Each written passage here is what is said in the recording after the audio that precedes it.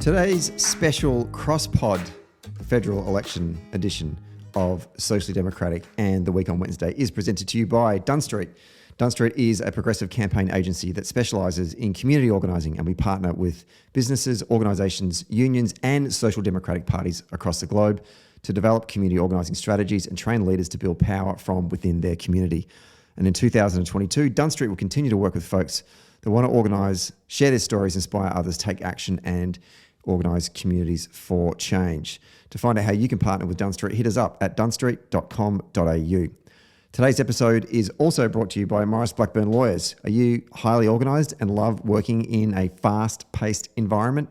Morris Blackburn, Australia's leading plaintiff law firm, is looking for an executive assistant to support our Deputy CEO for a 12-month fixed-term contract based in Melbourne. This will include coordinating and supporting the Deputy CEO with high-level administrative assistance, coordinating documents with strong attention to detail, building and managing relationships with key internal and external stakeholders, and providing excellent client service. To apply, go to morrisblackburn.com.au/careers. Be part of change and fight for fair. Apply now. Hello there and welcome to another episode, but this is the first time we've ever done a cross-pod episode with good friends of mine, good comrades of mine that I've known for a very, very long time. The Week on Wednesday podcast with Ben Davison and Van Badham. So today we are going to do a cross pod. It's a midweek episode. We're still doing our episode for Friday, which will be our election recap with David Feeney and Emma Dawson. But today I'm joining Van and Ben, and we're getting together and we're talking about the election campaign. We're at the halfway point, and we're using this opportunity just to reflect on where we are and where we're going. And it's been great to join Van and Ben on their excellent podcast. And you should check it out. If you don't follow, subscribe, and listen to Week on Wednesday, you should do so. It's out every Wednesday, and you can follow it on all of the the social the podcast apps that we listen to podcasts. So check out today's episode, and don't forget to subscribe to Socially Democratic on Apple Podcasts, Spotify, Stitcher, and all the other podcast apps as well. And if you like the show, be sure to give us 5 stars on Apple Podcasts and Spotify. And when you're done listening to today's episode, leave us a review on Apple Podcasts and Podchaser. And for all updates, follow Dunn Street on Facebook, Twitter, Instagram, and LinkedIn. Okay, let's get to today's special episode. Over to you, Ben.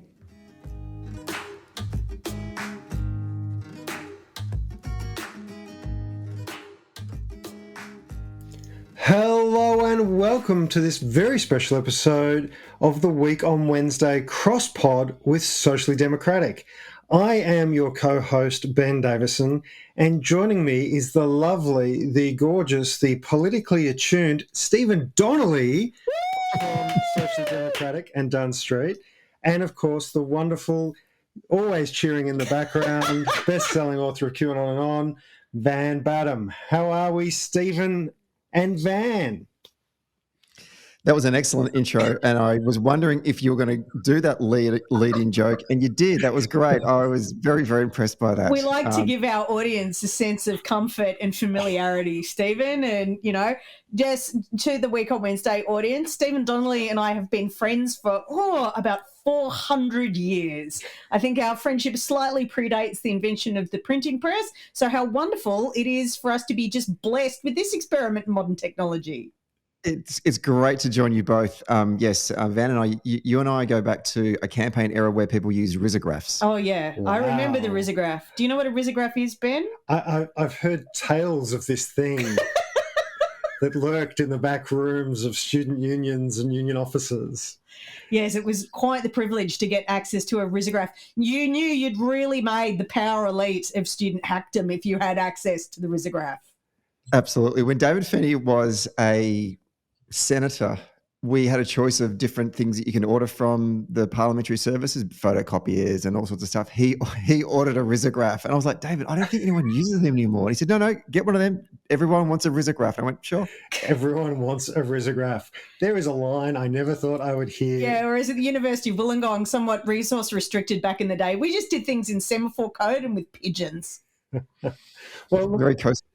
It's wonderful that we can all come together online now in the modern era where the mice run the messages across the copper wire, because of course we have now reached the midway point of election 2022.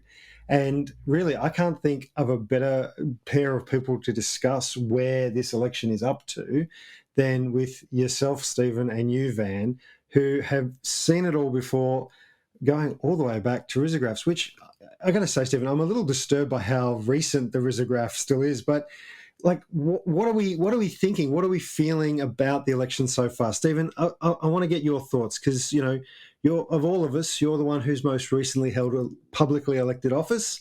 Tell us what's going on. Where are we at with Ozpoll 2022?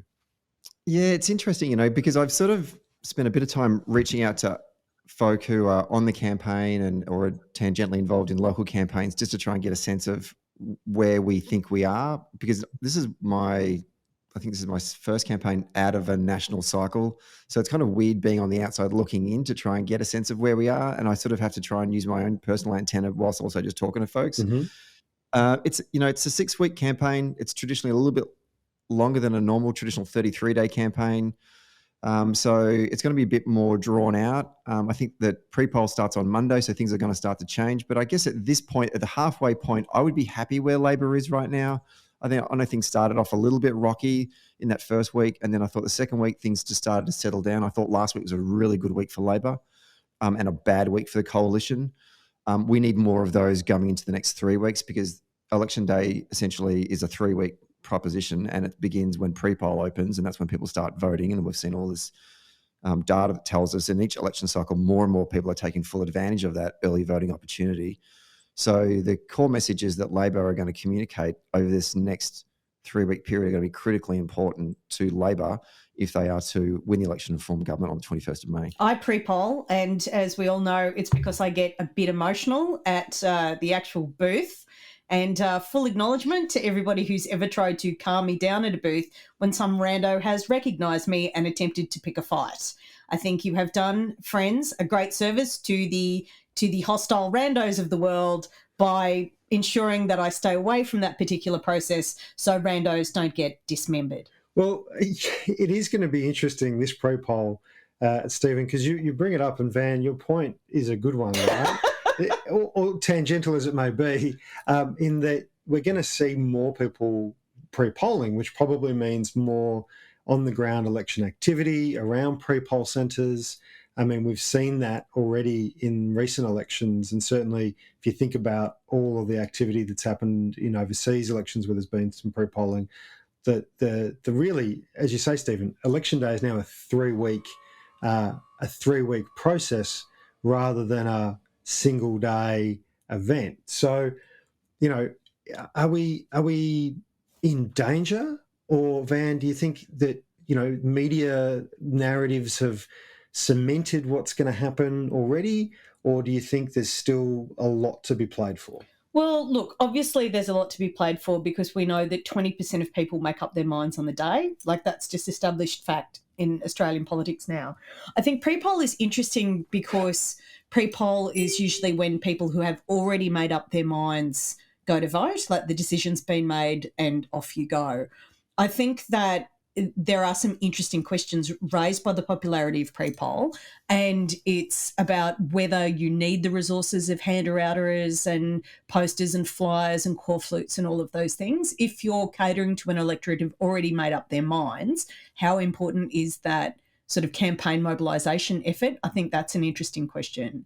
But I also think that there's a potential risk with the duration of pre-poll, and we've seen this in various contexts in the United States in particular, where pre-poll opens and then there's what they call in America a November surprise, which is when a scandal like the Hillary Clinton email WikiLeaks scandal happens at a point where pre-poll is already open, and it's used by the campaign that's launched the scandal to find people who've already voted and get them to say, if I had have known this, I wouldn't have voted for her, and to use this sort of buyer's remorse of people who've already voted to launch a scandal that can be quite powerful during an election cycle. And certainly given the impact of disinformation campaigns on the Australian electorate in 2019, when we saw the insane things that were said about Bill Shorten and his family, which were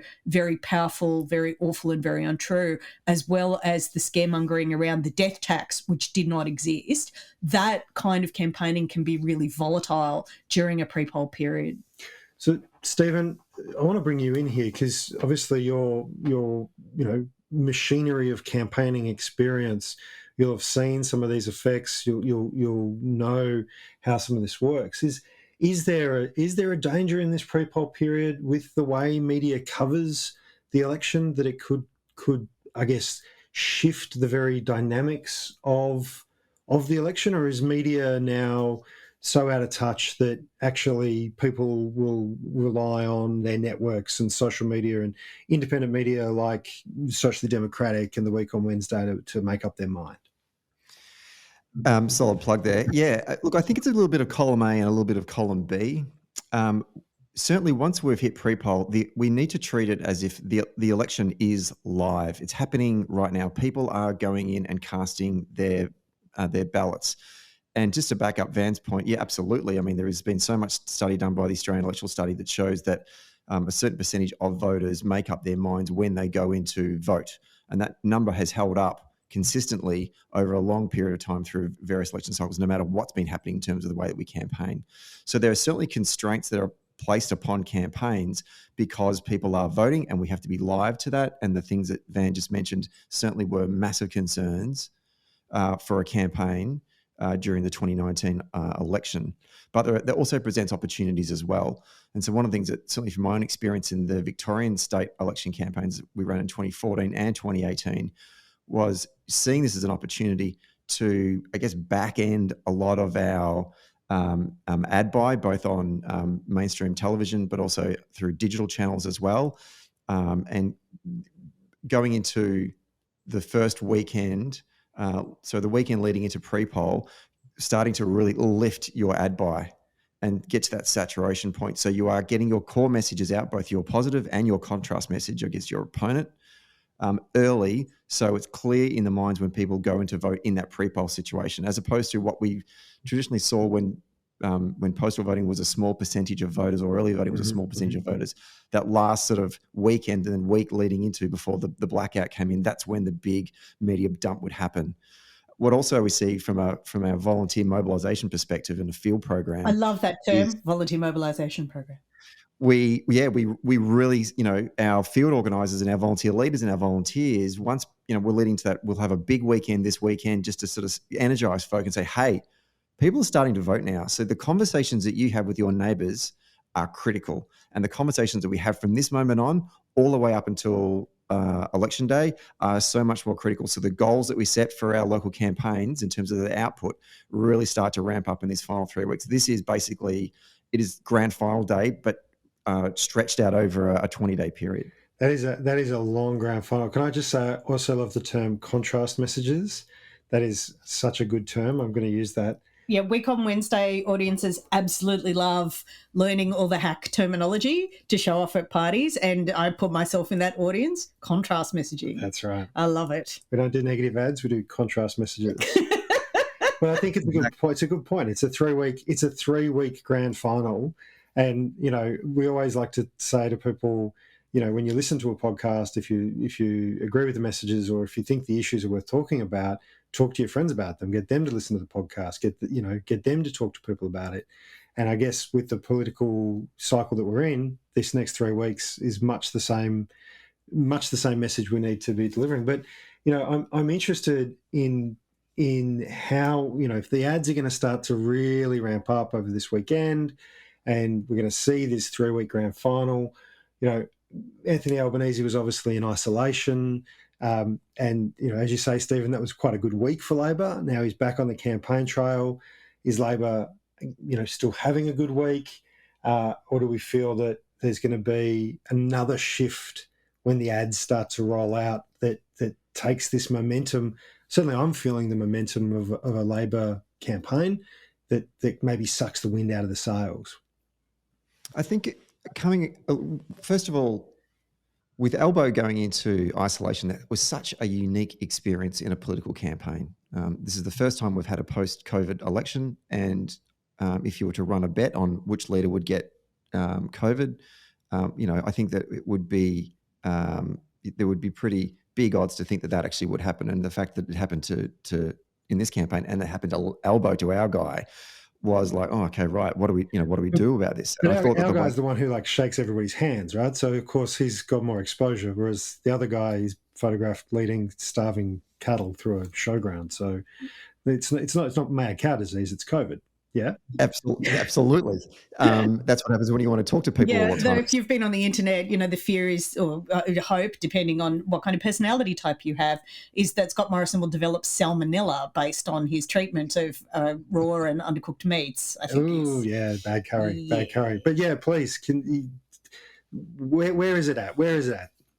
So I think that him coming out of COVID, having the launch on the weekend, I thought the launch was just a great moment to pause and frame Labor's pitch for the final 3 weeks, and I thought it went really, really well, and I'm interested to get your thoughts on it as well. And I think it set us up for this next week. And so far, I think the week's been great. But you're right.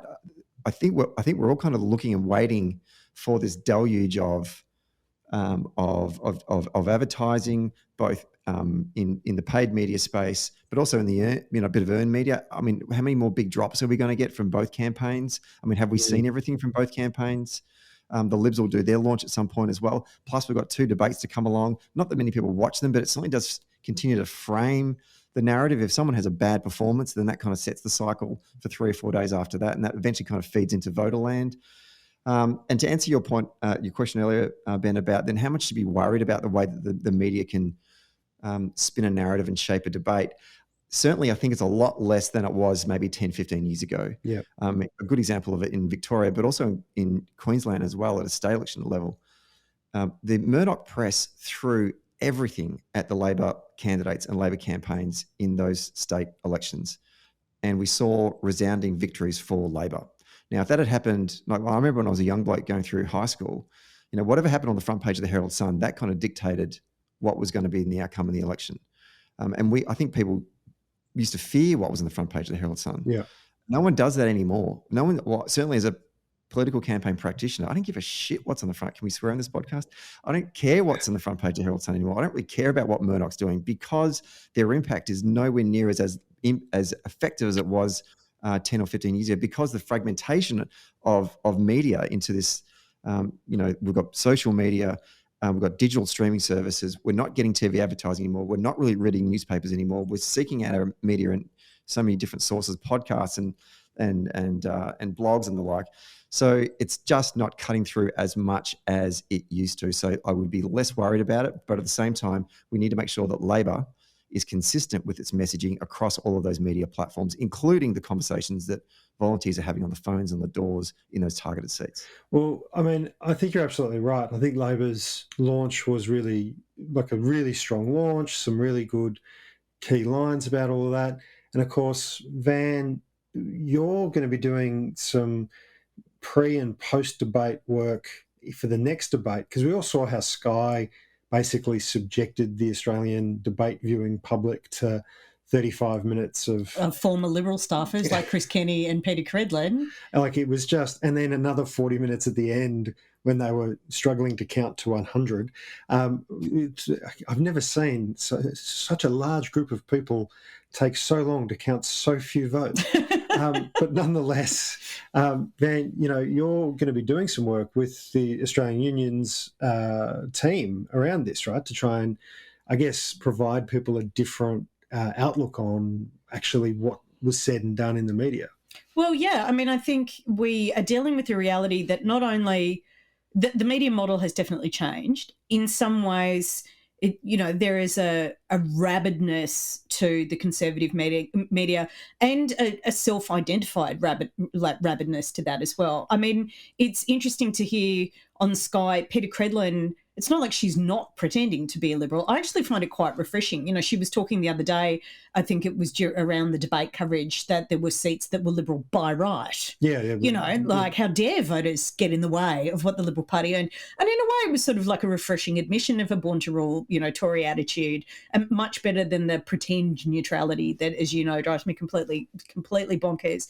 But also, I mean, you had James Campbell, who's the political editor of the Herald Sun, refer to the Liberal Party and himself with the royal we on Insiders on his performance the other day about how we have to get our campaign together. I also thought that was kind of refreshing. I mean, they own it. And Conservatives have always been really good at this. Like, they front the fundraisers, they put the blue T-shirt on, they do the photos and the rest of it. And that gives them a certain cultural heft. And everybody knows cultural power and cultural heft is definitely my wheelhouse. So many wheels, so many houses. Well, is it Steve Bannon who says politics flows down from culture? Ben has obviously read my best-selling book, QAnon and On, A Short and Shocking History of Internet Conspiracy Cults, available as a paperback, ebook and audiobook. Yeah, it's called the Breitbart Doctrine. So Andrew Breitbart was a sort of maverick American conservative who lived by this idea that politics does flow downstream from culture, and the lessons that you want people to learn politically, you have to teach them culturally. That's why he created Breitbart magazine, which, by the way, if you're a remotely left-wing person and check it out online, it is like a different world. Like, it is literally like dispatches from space, heroes and villains you've never heard of, principles that you don't agree with, but pushed with, you know, like enormous amounts of energy by the right-wing political operation that's behind it. And you can look at things like MAGA land and Trump world in the United States, the rallies, the hats, the costumes, the rest of it. That's politics flowing downstream from culture and creating a community that people culturally identify with. That being said, you know, not everybody wants to be part of the same community. We're not mindless imbibers of the dominant culture. There's always a counterculture. And certainly, you know, my reaction and your reaction to watching the debate on Sky, visiting a strange country where they do things differently, was going, yeah, this is not how we want to take this particular kind of information. This is not the context for us. So I was approached with Francis Leach, who some of you may remember from Triple J's glory days, and the 3 Hours of Power, who's, of course, experienced media professional. And On the Job. On the Job podcast as well. He's quite the comrade, our Francis. And so Francis and I are going to do a live broadcast through Twitch, Facebook Live, you know, wherever you get your social media. And we're going to cocoon the leaders' debate on Sunday as an experiment, do it from the fancy desk with the backdrop and the whole thing. And we're going to call the debate. We're going to bookend it and obviously live tweet through it. And certainly we'd encourage all comrades to get online and maybe take the debate that way if, you know, if you have a bad taste left in your mouth from being forced to watch even 10 seconds of Paul Murray. Believe me, he probably shares your view. And you can get Francis and me. But, and I think it's interesting, you know, and I think from the perspective of, we know right-wing media wears its colours on its sleeve, it nails its colours to the mast, use whatever kind of glib metaphor you like. But, you know, so much of what we would call independent or left-wing media really almost seems to retreat when it comes to elections. So to your point, Stephen, you know, we saw the double-page spread in the Herald Sun, which was just an ad for Josh Frydenberg, and on the front page, right? Whereas, you know, the sort of left of centre news outlets kind of retreat back into a shell, almost as if they need to be seen to be so much more impartial by actually being harder on Labor in elections. Yeah, I used to have that view as well. It's starting to change. I'm wondering now that, you know, we always sort of thought that the Fairfax media was either fiercely independent or leaning centre left, and now I'm starting to wonder if they ever were that. Maybe there were certainly a number of journalists that worked at that masthead that did have centre left leanings and tried to hide it in their writing and just try to do the right thing as a journalist to their practice. But sometimes I actually wonder if the Fairfax media is sort of a wet liberal kind of Hamer-esque type of paper, talking about former Victorian premiers, that kind of older traditional liberal style attitude towards the way that Australia should be, and so therefore they're disappointed when the Tories act out and sort of shift to the right and don't behave the way that they think that the Liberal Party should be. And we saw that a lot with when Malcolm Turnbull was Prime Minister. They were so disappointed in Malcolm. Oh, we just thought Malcolm was going to be so much better than that, because I think they thought Malcolm just fit within that beautiful world that they longed to see again, harping back to the 60s and 70s. So when we find sort of reform agenda Labor leaders, whether they be federal or state, there's a mistrust or a distrust, of those, and a suspicion of those Labor leaders, and that we simply can't govern. We're not very good at it. So when we are good at it, then they just kind of want to work out ways in which they can undercut it. Darling, so we are from the servant classes. I mean, can you imagine? What if working people had the right to vote? Absolutely. Like they're just these inner city elitist spivs that, I just don't think that they ever were Labor people or centre-left people anyway. And I don't think they ever want us to succeed. I think they were happy when we had a crack. Oh, good on them, Tally-ho, good job. You almost got there. Good to see the working class get out of the muck for a little while at least. A bit of self-improvement would go a long way to better service. Stephen, you and I are the same age, and I certainly remember that attitude in my youth, and I even remember, the discussion around the Hawke election. We were living in the North Shore, on the North Shore of Sydney at the time. I'd like to point out, in the flat behind the RSL where my dad worked, not exactly the typical North Shore experience. But you can imagine, our neighbours were literally horrified that Bob Hawke was even a contender, and it was genuinely couched in that uppity servant kind of tone. And I think that does come through. I mean, I work in the media and I love my colleagues, and I think journalists have a very a job that most people are pretty ungrateful for them doing, which is unfortunate. And I can tell you now, the average Australian journalist is doing 8 times the workload for slightly less money comparatively than they were doing 10 years ago. They are exhausting places to work. The demands to be all things to all people are really exhausting. And not to mention, journalists don't get a lot of direction over what kind of editorial line they can take. Everybody answers to someone, particularly in corporate media, and we all know that, there is political influence that's brought to bear on the ABC. That is an established fact. And that's the reality. I think that there are some healthy media filters that Australians have developed. I don't think there's anything wrong with people admitting their political beliefs. In fact, I think that's quite healthy. I find it a lot easier to watch Peter Credlin knowing that she will be very clear about where she's coming from, because I trust myself. I'm smart enough to know what the truth is under her perspective, and I think that can be quite useful. But I just want to do a shout out to young Addison, who we talked about in the show a couple of weeks ago, who was the young activist who gatecrashed the party that Scott Morrison was, the drinks that Scott Morrison was having hosting for the media at the Nepean Rowing Club. I think they were all at. And I think so many people were shocked that, there were these drinks going on, that were these sort of closed events between the Prime Minister and his press pack. And that sort of inspired quite a lot of criticism. And I think in the wake of that, there's actually been a better conversation, a stronger inclination towards scrutiny. Morrison's faced some very difficult questions recently that I don't think he really was at the beginning of the campaign. And I want to pick up on that point, because at the start of the campaign, I think it was the very first day of the campaign, we had the gotcha moments, and the all of the sort of focus and scrutiny seemed to be on Albo and on Labor. And really around that time of the Morrison hosting drinks and a bit of a change in the conversation, there has been more focus on Morrison and some of his policies and really what he stands for. And at the moment, his campaign basically boils down to, look, things aren't great, but they'll be much worse under Labor, and we're not Labor, so vote for us.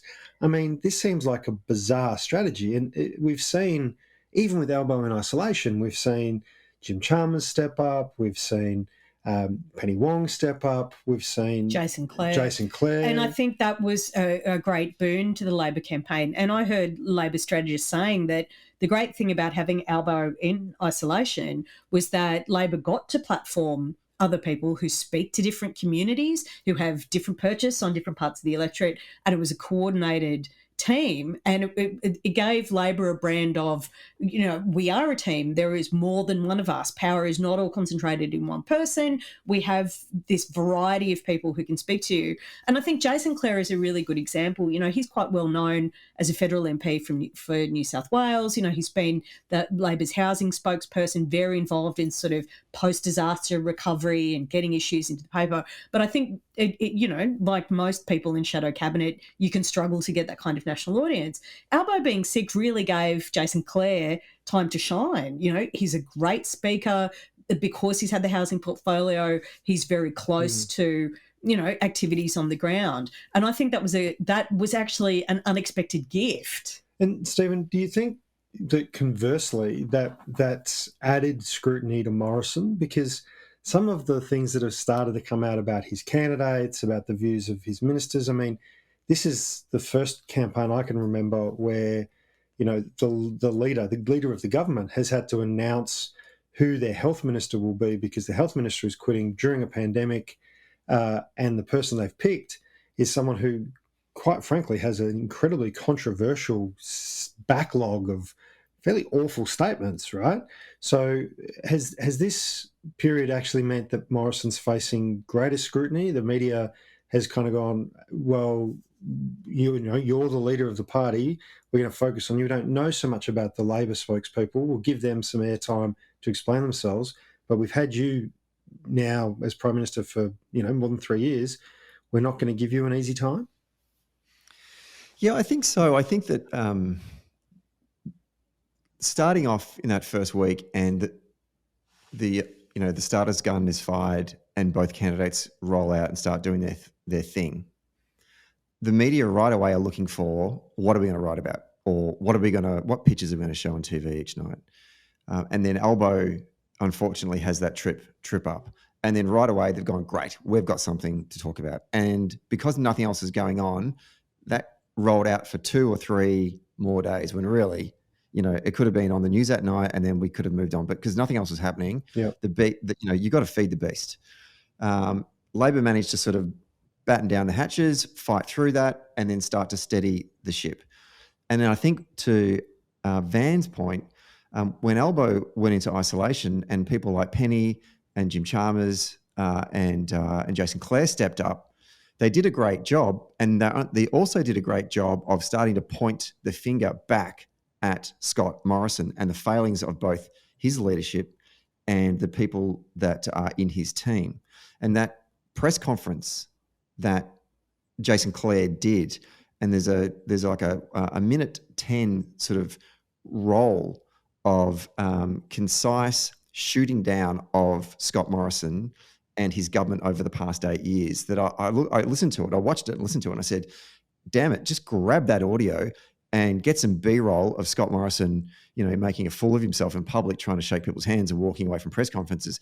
And there's your ad, because it just sums up the last 8 years of Scott Morrison.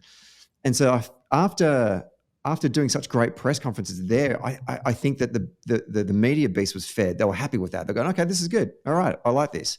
And then they said, well, let's wander over and see what Scott's doing these days. Turns out things in Scott's world isn't that great because he's completely stuffed up the Solomon Islands scenario under his watch when he talks, and he's been talking up the frame of who do you trust on national security, and they've just let China go do a deal. Absolutely not you. Land war in Europe, I'm not feeling confident about the Morrison leadership, frankly.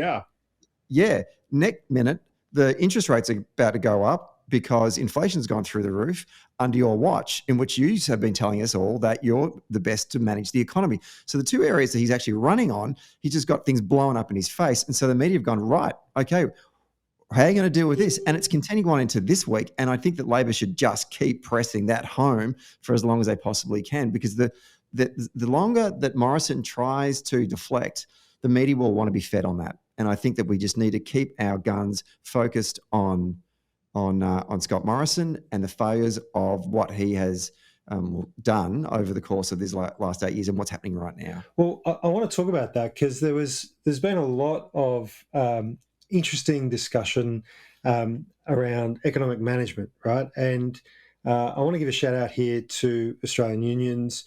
We always say on our podcast, there are three ways wages go up. One, be a global superstar in sport or in rock and roll.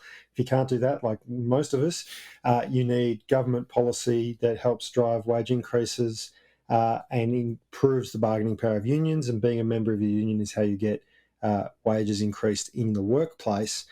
We know union members get paid more. So join your union, australianunions.org.au/wow. That's the link where you can join. And Australian unions have been putting out these papers, this research, and one of the things that they've put out is that if wages had kept pace with productivity since 2013, the average worker would be $10,000 better off. I mean, that's a huge, huge improvement on where people find themselves now. That, really is just saying, well, if we got the wages we should have got. And so we've now sort of got this conversation where Morrison's saying, well, I'm better on economic management, but actually the stats are starting to show not really. No, not at all. If economic management is about people and households and, our standards of living, is Scott Morrison actually delivering on that there? Well, I mean, this is the thing. Scott Morrison is economically what we call a neoliberal. He believes that if you give more money to the people who already have the most, the wealth will trickle down. That's what neoliberalism really means. It's what trickle-down theory is. And, big business is multinational corporations are doing great. Morrison certainly isn't proposing to tax them anymore. High wealth individuals in Australia are doing great. Morrison has been giving them tax cuts. I mean, that's genuinely what he believes. You take care of rich people and then everything else will be fine. Well, at the other end, things are not fine. And where that becomes politically very difficult in a country with universal enfranchisement where everybody votes is that the middle, who typically are those who determine the outcome of elections, are the ones being squeezed. The ACTU did a paper saying that the average worker is $2,000 a year worse off this year than they were last year. Last year, they were $800 worse off than they were the year before. And can I just say on that, I don't know, Stephen, if you saw the debate with Frydenberg and Chalmers today, Frydenberg admitted that wages have gone backwards. I think he only admitted to $800, but tried to make up, we've given this tax cut and this rebate, and so actually people are better off. But they admitted through Matthias Cormann, the former finance minister, now having a lovely time at the OECD, that wage suppression was deliberate liberal strategy. And it is, because one of the ways you make rich people richer is you put in economic policies that suppress wages so they don't have to spend as much of their ludicrous wealth on actually paying the people who create the wealth for them. And the issue we have now is I look at somewhere like where my mother is living in the seat of Cook, which is Scott Morrison's seat. This is a seat where, this used to be sort of the lower end of suburbia. It was on the beach back in the days before rust-proof paint, so it was a cheap place to live. You got your post-war home and the rest of it.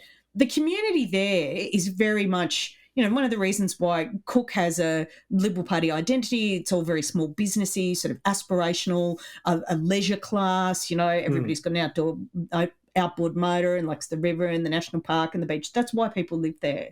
Now, if you're taking $2,000 out of each average worker, and of course we now live in two-job households, it's $4,000 out of your partnered family, out of their household budget. In 2022. In 2022. So what are you cutting in Cook? Are you cutting the amount of money that you're spending on your leisure activities? Are you going to cut on your kids' sport or their desire to learn a musical instrument, join one of the local bands? $4,000, that's a pet. That's, various forms of care. If you have elderly parents who you're caring for in that seat, I mean, you might be doing all right. You might be doing well, but this is a huge problem. And of course, the flow on is always to small business, because if you take money out of the pay packets of workers, they're not spending it at small businesses. Your customer base contracts. And I think that's a very dangerous place for Scott Morrison, Josh Frydenberg and the rest of them to be in. And they have no one to blame but themselves. And Stephen, traditionally the kind of thought process is the economy is the Liberals' territory, right? But we, as Van said, this is these are the stats that have been coming through paint a pretty damning picture of the Liberals' economic management. And we're starting to see, I saw some Guardian figures that suggested that actually, cost of living is, the number one issue, and that Labor's now leading by 10 points over the coalition on who's best placed to deal with cost of living. This is not the usual kind of federal framework, is it? No, not at all. I mean, at a state or federal level, when your opponent wants to frame up a message around the economy, we try and frame it up as jobs. And when your opponent wants to frame up the message around cost of living, we want to frame it up around wages and wage growth. And it's amazing that the stat you just mentioned there about the approvals for Labor on the issue, when you ask them about cost of living, that they're coming back and saying Labor are more trusted in it. That is a great number for us, and it's something that we should drive home, because could you imagine a political campaign where we as Labor were getting hit on health or education by the Tories? That's our turf and we're losing on that. You'd be going, okay, we're in trouble here. We really need to address this. So the fact that we're actually making inroads on the Tories on some of the frames that normally are their territory is a positive sign for Labor going into the final 3 weeks of the campaign. Oh, but we're just seeing everything through a political lens. That's what the Prime Minister says. Not I everything is laughed at that. political. Vote for me because I'm a great economic manager, but the economy is not political. It's a really interesting message to hear from the Prime Minister at this point, when all of the messaging has been, we're such great economic managers. Now everything's a bin fire, but it's somehow not my job. Yeah, it was remarkable. And I think Friendly Geordies went back and dug up some file footage of Morrison, a lot younger and a lot darker, more hair, making a speech in Parliament to that effect, eating his own words. So, he literally is making shit up as he goes along right now. And hopefully that voters start to, pick up on that bullshit. And Australians tend to have a pretty good bullshit meter, I reckon, anyway. And I think that what we're seeing here in this campaign, and it's bearing out in the polls as well, the published polls, is that people have moved off Morrison. They're not necessarily come to Labor just yet, so they're sitting there thinking about it.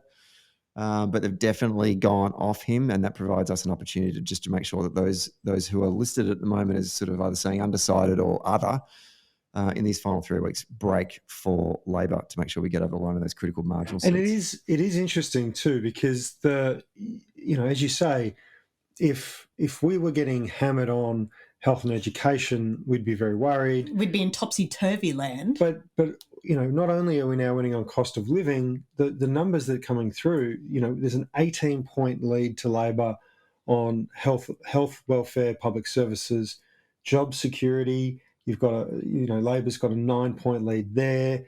On the climate crisis, Labor's got a 19-point lead on who you think is better placed.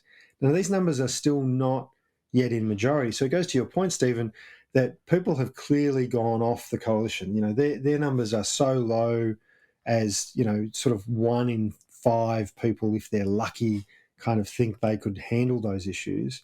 But Labor's still, only getting sort of 2 out of 5, not quite getting a majority. So there's still work to be done in terms of convincing people that not only is Labor better than the coalition, but Labor's actually capable of delivering on those issues too, right?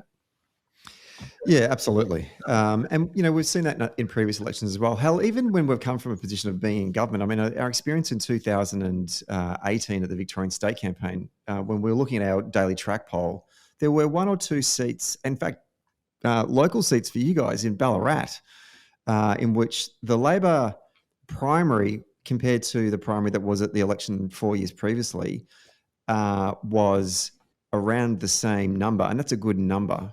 But we were seeing the Liberal primary dive and then the other shoot up.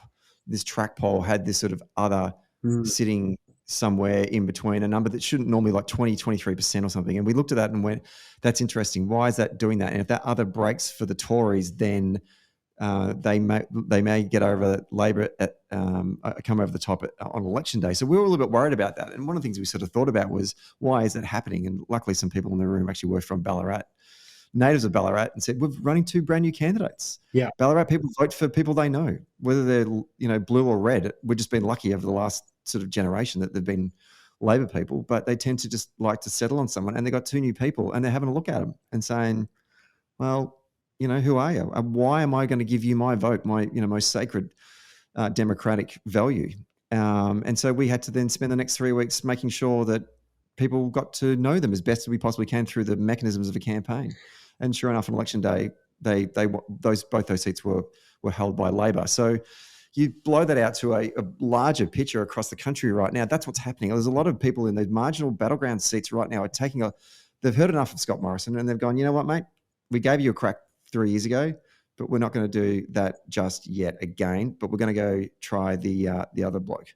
We're going to have a look at him and see what we think. So in these next 3 weeks, we're going to start to see data that will tell us whether or not those voters, those undecided or persuadable voters, are now starting to make a shift and vote for Labor, because on Monday, people are going to start to pre-poll. And when they start to pre-poll, they're going to start to get phone calls from pollsters who have asked them, on election day, or when you go to vote, how will you vote? They'll start telling the truth and say, well, I've already voted, and this is who I voted for. So, what we want to do is we want to watch that other statistic and that undecided statistic, and that number will slowly fall. But we want to see where it goes. Is it going onto the blue pile or the red pile? And hopefully, God willing, it goes onto the red pile. I've spoken before about how, I spoke in this show a little earlier about disinformation and the real risk of disinformation campaigning. And I just want everyone who's listening to this to be on the lookout for it, because we're in a danger zone. I know for a fact that people are off Scott Morrison, and certainly in the contact I've had with, traditional Liberal voters who will still vote Liberal because culturally they are Liberals, but who despise hold their nose. Hold their nose and vote for the blue team, which is something that I didn't encounter with Turnbull, and it didn't even encounter with Abbott in those particular communities. But there is this sense that, Morrison is not the leader they want. And I think in those votes that are gettable for Labor, there's certainly a disdain for Morrison. That's a huge part of it. And this creates a disinformation window. This is the opportunity for, the Liberal campaign or those associated with it, or those perhaps like our friend Clive Palmer, who has rather a lot to gain from the Liberals being re-elected, to resource the kind of disinformation campaigning that will say literally anything about Albanese to try and push preference. Like, people may vote Palmer, they may vote One Nation, they may vote, the teacups in my underpants party, or whoever is running. And to be fair, teacups in my underpants party, they have a very broad platform. Who knows? Yeah. But the idea is to hit those mythologies and those fears around Labor, speak to an echo that non-traditional Labor voters are receptible to, with just outright lies that are pushed untraceably through social media. And that really worries me, because of the last election and because of the intensity that we saw around absolute fact-free character assassination that went on online. So there's really then a need for Labor supporters, people who want an Albanese government to as I think you've said, Stephen, focus in on those core issues around job security, better wages, fee-free TAFE, the things that we know resonate with communities that bring down cost of living, improvements in childcare, improvements in aged care, the NDIS. So does that do enough to counterbalance what could become quite a nasty, dirty disinformation layered campaign? Can we rely on that alone, that the strength of what we're offering will counteract that? I think in some ways we kind of have to, because Labor have always been required to amass a bigger pool of votes than what the coalition have had to do. Normally, I know that we've won on federal elections with a primary that's been lower than 40%, but that's kind of the number we want to be in. And the Tories can get away with it because they're in a broader coalition, and also they have these, to Van's point, basically classic NUS feeder tickets, really, in One Nation and Palmer. It sort of harks back to, I'm just thinking about some of the better feeder tickets we ran at student campus elections. Chair Wrestlers for NUS was probably one of my favourites. I think I've mentioned Chair Wrestlers for NUS on this show before. It was extraordinary. And Robert, if you're listening, it was your finest moment. It truly was, and I wish we had a camera and I could have filmed it, because he basically walked out in the middle of the Agora with a balaclava on while everyone was having their lunch, and then just started to wrestle a lecture chair to the ground, and eventually it sort of broke. And then people kind of clapped a little bit, and then we all ran around handing out how to vote cards, and it got 12 votes, and that was enough to get one of our people over. So, Robert, you're a hero and you're a patriot. But anyway, so we want to, democracy in all its glory. Just take me back.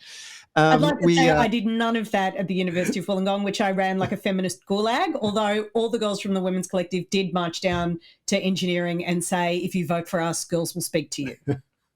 There you go. See, I was lower. I mean, they'll all be feminists, but we'll speak to you. I think it's safe to say you both have very lowbrow student political experiences, unlike myself. I just trying to work out how low we can go, because then a couple of years later, myself and Nick Gregory ran Spice Boys and just absolutely cleaned up. I don't know how that happened. Anyway. We didn't actually have any policies either. I literally occupied my chancery to stop fees. But thank you, Stephen.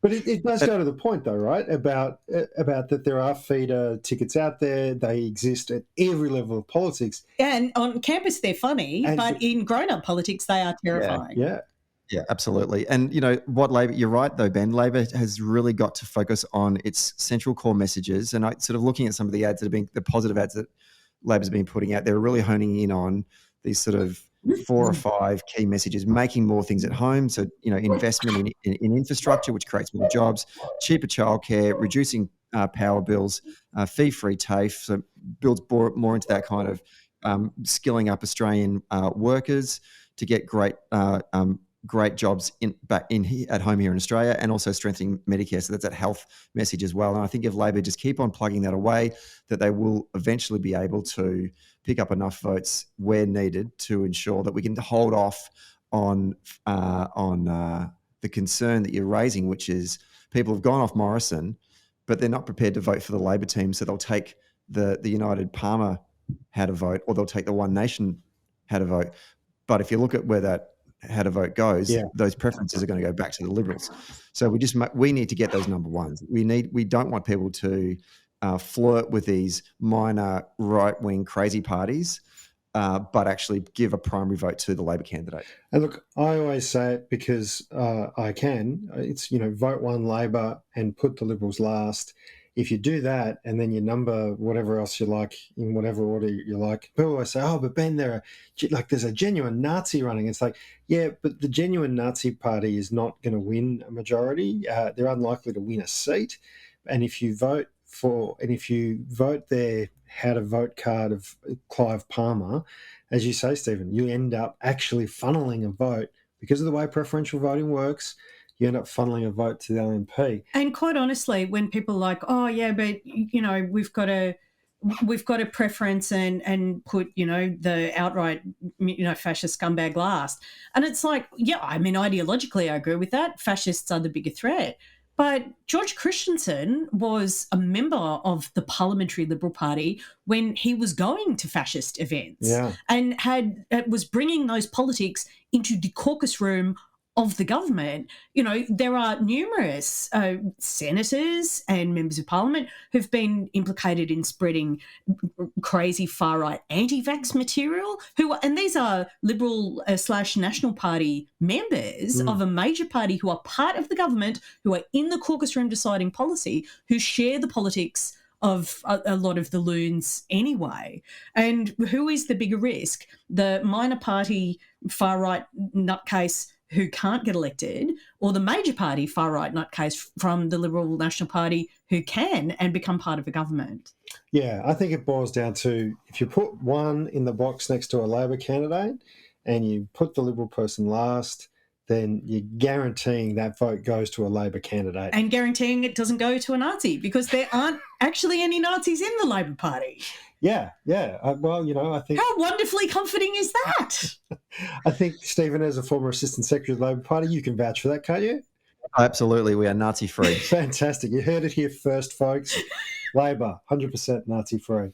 Look, this is a fascinating discussion. I think the reality of this election is that it is close. It is going to be fought state by state, seat by seat. It's good, I think, that Morrison has turned off the population, or the population has turned off from Morrison, but there's still work to be done in terms of getting those votes into a Labor government so that we can form government and deliver on some of those issues, those cost of living issues, wage increases, job security, fee-free TAFE, Medicare, NDIS, aged care. I mean, all the big reforms come from Labor. Like superannuation, Medicare. This is such a nation built. Hello, the preservation of Antarctica, the largest single piece of environmental protection and preservation activism in the history of the world. The PBS, all these things, so many things. We don't have time to list them all. And look, I want to end on a positive story. We like to end on a positive story, Stephen, if you'll indulge us. We always like to say there's a good news story everywhere at any time. And this one, I think, is particularly appropriate because it relates to a positive environmental story that if we get a Labor government will actually impact the lives of working people in this country in an incredibly positive way. Van, Labor's Powering Australia policy. Yeah, so I am really thrilled with the stuff that I've seen coming from the Labor's various environmental and climate action announcements. I think Chris Bowen has been excellent in this portfolio because of his background as Shadow Treasurer. There's an economic case for climate action that needs to be made, and I think it's pretty powerful what they're doing. And Powering Australia is about a suite of integrated and intersectional climate action policies, specifically around energy and job creation. And their latest announcement, they've modelled Powering Australia to deliver, and this just brings joy to my heart, 604,000 jobs. All right, jobs in climate action. This is the kind of just transition that we've been people like you and I who are environmentalist, democratic socialists who are like, climate change is an opportunity for job creation, creating opportunities in the economy for people. And the best part of this policy, and I say this as someone from Wollongong, where I spent so many years, a place absolutely dear to my heart, but a place that has been saddled with horrific problems with unemployment and youth unemployment for decades. 5 out of every 6 of those jobs in that modelling behind Powering Australia will go to the regions. And it's an opportunity for investment in jobs and all of the economic outcomes that come with that to really get regional economies moving and moving in the direction of climate action. And that's the icing on the cake for me as the little environmentalist in the corner, let me tell you. Well, I think that's fantastic news. Look, I've really enjoyed this cross-pod with you, Stephen. Van, it's always delightful to be with you. I mean, we are in a domestic partnership, Ben. One would hope so. That's Stephen, right. We're not in a domestic partnership, but it is wonderful to have our socially democratic friends join in the week on Wednesday. Hilarity. Comrades, it's been fantastic. I've loved every minute of it, and I've also appreciated a bit of a walk down memory lane as well. And I just want to shout out to both of you guys are doing a fantastic job with your podcast. Oh, thanks. I think the 2 shows are probably the only beacons of hope in the podcast world that are actually openly having a robust conversation about the importance of Labor and unions and the Labor movement. And so it's just been a wonderful opportunity to be a part of your family today. You will always be part of my family, Stephen. And just to give everybody some context, in student politics, Stephen and I fought one another bitterly, absolutely bitterly. But, it's that interrogation of ideas. If you're all playing for the same team more broadly, that actually means that you get policy that's thought out and good, and that tussle is actually really important. My friendship with you has made me a more comprehensive political thinker. You come from a different perspective within the same set of values, and I really appreciate that. We don't need to be frightened of having political conversations in this country, and we shouldn't be frightened of having them on the left around the things that are most important to us. Couldn't agree more. And Stephen, can I just say a big shout out to you and the work you're doing with Socially Democratic and more broadly with Dunn Street. And your interview with Dan Andrews, I think, is an absolute classic. It is. It's absolutely fantastic. And people who are listening to this, if you're listening from the Week on Wednesday audience and you haven't tuned into that, do go and check that out, because it's a real insight into, one of the most popular premiers in the country. Ever. Possibly ever. Dan Andrews. And, of course, Stephen, your performance on that podcast was remarkable as well. I'm going to draw a line under this. This has been the Week on Wednesday with Socially Democratic Stephen Donnelly.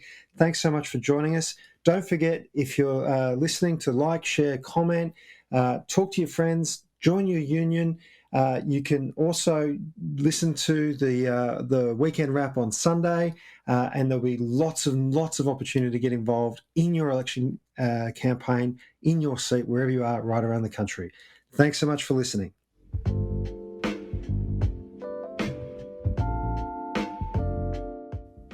Hey there. Thanks for listening to Socially Democratic. Did you like the podcast? Hit the follow or subscribe button and be sure to leave a review on Apple Podcasts or Podchaser. And to get all the latest updates on Socially Democratic, follow Dunn Street on Facebook, Instagram, Twitter, and LinkedIn. And we'll see you next Friday.